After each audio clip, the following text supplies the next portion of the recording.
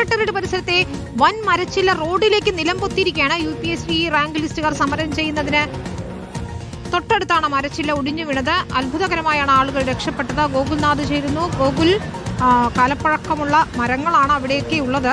ഏതായാലും വലിയ അപകടം ഒഴിവായിരിക്കുന്നു. ആർക്കും പരിക്കില്ലല്ലോ അല്ലേ?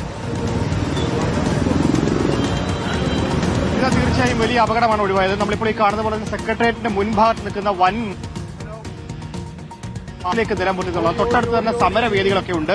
ഇന്ന് നിരവധി സമരങ്ങൾ സെക്രട്ടേറിയറ്റ് പരിസരത്ത് നടക്കുന്നുമുണ്ട്. നമ്മളിപ്പോൾ ദൃശ്യത്തിൽ കാണുന്ന പോലെ തന്നെ സുരക്ഷാ ക്രമീകരണങ്ങളെല്ലാം സെക്രട്ടേറിയറ്റ് പരിസരത്തുണ്ട്. മാത്രമല്ല വലിയ ജനത്തിരക്കും ഈ പ്രദേശത്തൊക്കെ ഉണ്ട്. ആ സമയത്താണ് ഈ വൻ മരച്ചില്ല റോഡിലേക്ക് നിലംപൊത്തിയതുള്ളതാണ്. ഈ സാധാരണഗതിയിൽ ഈ ഫുട്പാത്ത് വഴി വലിയ തിരക്ക് അനുഭവപ്പെടാറുണ്ട്. ഫുട്പാത്തിൽ തന്നെ ഇരുന്നുകൊണ്ടാണ് ഈ സമര പരിപാടികൾ സെക്രട്ടേറിയറ്റ് പരിസരത്ത് പലപ്പോഴും നടക്കാറുള്ളത്. നമ്മൾ ഒരല്പം മാറി നോക്കിക്കഴിഞ്ഞാൽ അവിടെയൊക്കെ വലിയ തിരക്കും സമര പരിപാടികളും ഒക്കെ നടന്നുകൊണ്ടിരിക്കുന്ന ഘട്ടം കൂടി ഉണ്ടെന്നുള്ളതാണ്. വലിയ സുരക്ഷാ മേഖല കൂടിയാണ്. അവിടെയാണ് ഇപ്പോൾ ഈ മാവ് മരം നിലംപൊത്തിയെന്നുള്ളതാണ്. മാത്രമല്ല ഇത് ഈ സോഷ്യൽ ഫോറസ്ട്രി ഡിപ്പാർട്ട്മെന്റിന്റെ കീഴിൽ വരുന്ന മരങ്ങളാണ്. പലതിനും വലിയ കാലപ്പഴക്കമുണ്ട്.